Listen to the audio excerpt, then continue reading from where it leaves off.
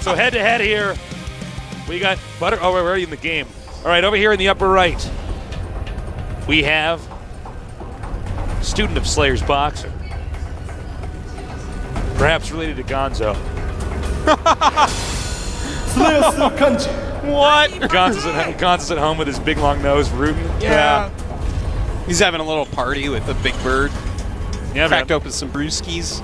Fozzie's completely wasted already. He needs to get a hold, Oscar get didn't yourself wanna control. Butterfly Effect. Butterfly Effect.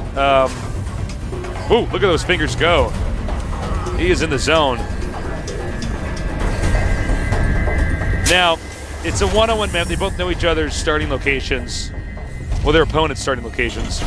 And we could see some kind of aggressive all-in here. That build we saw from GanZi, I wouldn't say it necessarily it's an all-in, but it's definitely like a kind of a one-base timing attack. By the way, special thanks to LG, Intel, and G-Skill. You know, Indeed. for everything. You are so good, Tasteless. Thank you. Always remembering to thank those responsible. Everyone gets their comeuppance with Tasteless. That's right. Comeuppance. Yeah, man. It's going to be back casting games.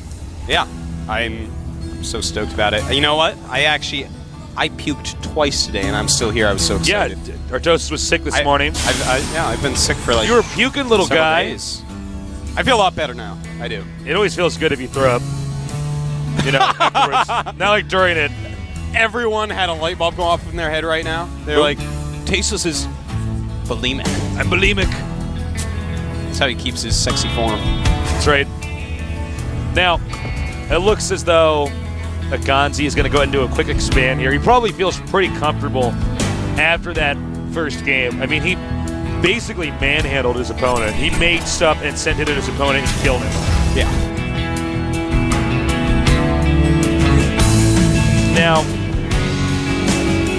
brains are sort of streamlining out right now. Here is the additional orbital. He does not make it on the low ground, but instead on the high ground because, he knows, in case Butterfly Effect decides to do some kind of all-in move here, if he does that, he's just going to lose. So just play it safe. Butterfly Effect with a fairly similar build. Yeah. And, this is going to really show us what these, who is the better player. Yeah. Because their builds are just so similar and stuff. It's not just like a semi-build order to win like we saw last game, even though I feel like he obviously outplayed him quite a bit as well. Right. Command centers are very similarly timed. I believe Butterfly Effect got his refinery a little bit quicker here. Yeah. But double refinery for GanZi to make sure that he can catch up with the gas.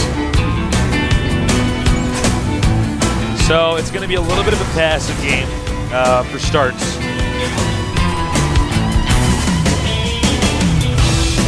I'm curious. I see how where they're going to go from here. We've seen Burning King Prime style have a lot of success. If we don't see that, normally we see them rush for siege tanks and try to control their opponent's Zelnaga watchtowers. This map is so much about positioning and repositioning. There's so many interesting little strategies. You can go up the Tasteless Secret Hallway and siege, but if you do that, your units are like a far away from anything, so your opponent may counterattack you. Right. He may just get a huge contained position on you. And of course, these guys always do make the orbitals at home. Land a mule always right when your orbital finishes before you lift it off. Always wear a seatbelt. If you're on a Segway, I don't think you need to wear a helmet, though. All right, you look silly. The seatbelt thing, though, I want to go over just for a second. All my friends are actually really annoyed by it. Every time I get in a cab with anyone, I tell everyone to get their seatbelts on. Sometimes people try to say no, and I'm just like, no, don't be stupid. Put your seatbelt. Yeah, man. What if the car flips over and I'm trapped and it's on fire? Shut up and put on your seatbelt. You're not cool. I don't care that it's a little bit more comfortable.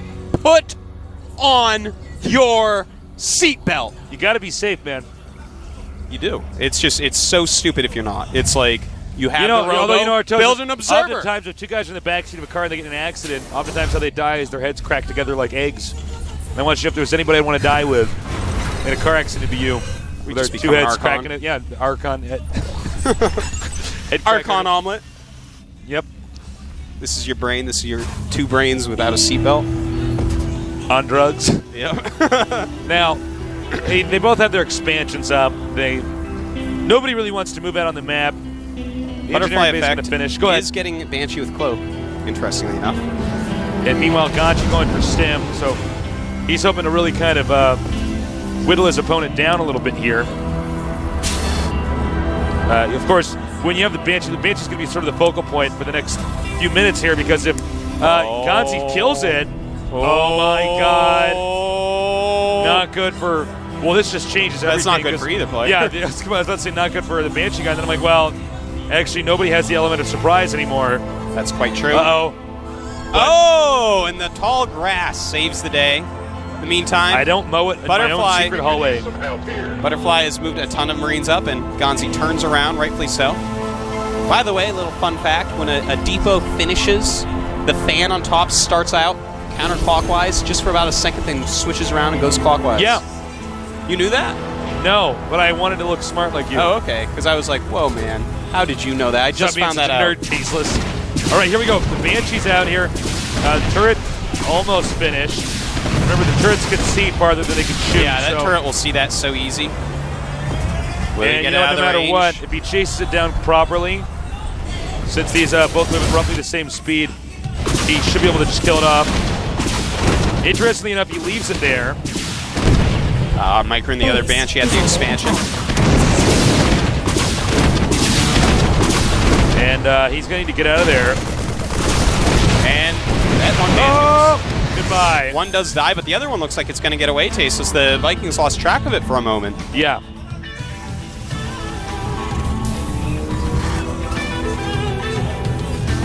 Additional barracks now coming out. Oh, and it looks like Butterfly Effect almost lost that Banshee. Not quite, though. Well, he's got to be careful, actually. Okay, nope. He should get away. Unless he decides to bank, serpentine it all with that Banshee. This is kind of interesting. GanZi does have Stim, and a decent number of Vikings has 3 now, because if you Stim with just 2, then a Banshee can oftentimes get away. Yep. Or rather, why did I say Stim? Stim Vikings. I was going to let you get away with it. Now, Stimmed Vikings, that'd be the scariest thing in the world. Yeah, man. They'd actually have, like, Uzis that shoot rockets. Now, GanZi might actually be able to really mess up Butterfly Effect here. So he does have Stim. Stim just not going to finish her Butterfly Effect, maybe in like 3 seconds. Siege mode finishing too, so he sieges up, runs back, and Tasteless. He might kill a lot, because more Marines are coming down. Butterfly Effect pulling his SCVs, but actually this is... No, that's it. That's actually game. Yeah, that's game ending. He went for the Banshee, but unfortunately he didn't do enough damage. He tried to tech a little bit too quickly, getting that extra chain and stuff, and that's going to be a GG. Wow, and GanZi utterly outplaying Butterfly Effect in this series. Just completely outplaying. GanZi is damn good. He's improved a lot. Butterfly Effect, good player. We're happy to have him here with us. You can see the frustration is palpable here. Yeah. But, this is the GSL, and these are the best players, essentially some of the best players in the world. This is the most competitive esports tournament in the world. So, Butterfly Effect, I think he was much better back when we saw him playing in Code A. He had some good Terran vs. Terran games, but GanZi has actually improved so much. Yeah, he's improving a lot, Tasteless, and I think that'll just continue. In StarCraft 1, he didn't have the greatest career, but he's still young. There's still time. He has plenty of time left. You can actually be a pro gamer when you're 60 if you want. Yeah, you can. Don't listen to people. I always see these guys, these jobbers on the internet, these guys that just actually can't think for themselves. Like, well, when you get older, your hands slow down. How stupid you have to be. Have you ever noticed how many pianists there are that are older? There's good chess players. I mean, let's like you get so old you have like dementia or something like that. Like, or arthritis. Of course, yeah. So, you get young experience, stick with it, be a much better pro gamer when you get older. All right, we're going to have a 2-minute break, guys, so don't go too far away. This is the GSL.